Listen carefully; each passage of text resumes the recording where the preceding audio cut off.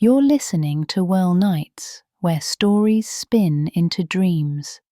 Tonight's story is called Luna's Glow, a gentle tale about courage, kindness, and how even the smallest light can make the dark feel safe. Now, settle in, take a slow breath, and let's begin. Deep beneath the rolling hills lay a great underground cave, a world of stone, stillness, and quiet. The air was cool and damp. Water dripped softly from the ceiling and trickled into a hidden river below. High above that river hung thousands of tiny glowworms. When they shone together, their blue-green lights made the cave look like a night sky turned upside down. But not all of them glowed tonight. In a small corner of the cave hung a young glowworm named Luna. Her silk thread swayed gently in the dark, but her light was faint, almost gone. She had stopped glowing much these days. She wasn't sure why. Maybe the cave didn't need her little shimmer anymore. Maybe her light didn't matter. "There are so many stars already," she whispered. "What difference does one make?" Drip, drip, drip. The cave was silent again. That night, soft footsteps and whispers echoed through the tunnels. A group of children had come exploring with their guide.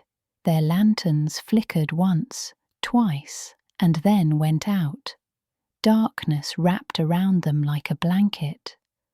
"I can't see anything," cried one child. "Hold my hand," said another. "What if the lights don't come back on?" Their voices trembled, bouncing softly off the stone walls. From high above, Luna listened. She could feel their fear drifting upward through the still air. Then came the calm voice of the guide. "Don't be afraid. Look up. Even without our lanterns, the glowworms will light the way.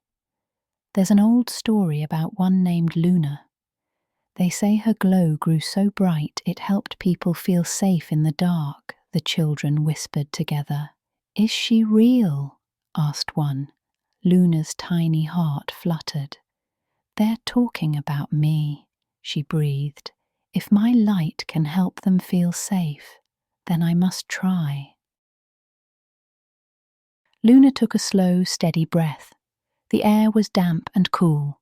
Tiny droplets shimmered on her silk thread. Deep inside her, something stirred, a spark she had almost forgotten. She let it rise. At first, it was just a soft pulse, a gentle blue sigh of light. Then it grew, warmer, brighter, until her corner of the cave began to shimmer. One by one, the other glowworms noticed. Their lights joined hers, spreading like ripples through the dark.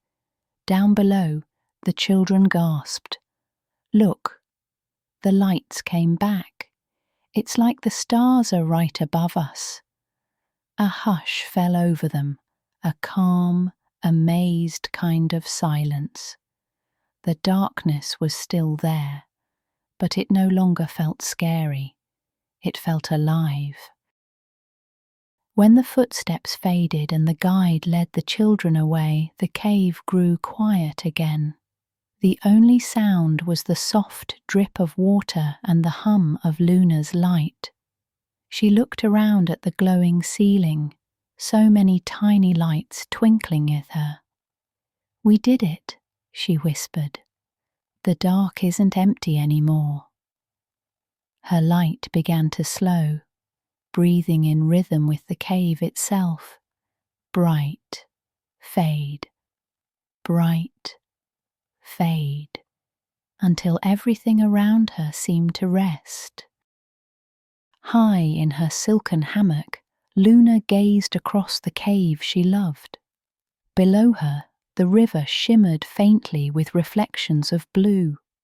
She thought of the children's voices, their laughter returning once the fear had gone.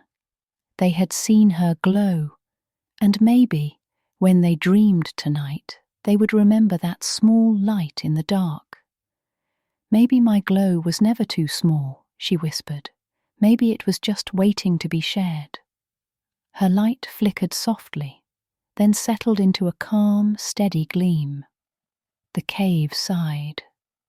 The river whispered, and the stars beneath the earth glowed on. Thank you for listening to Whirl Nights, where stories spin into dreams. If you liked Luna's glow, snuggle in, rest well, and join us again soon for another quiet adventure.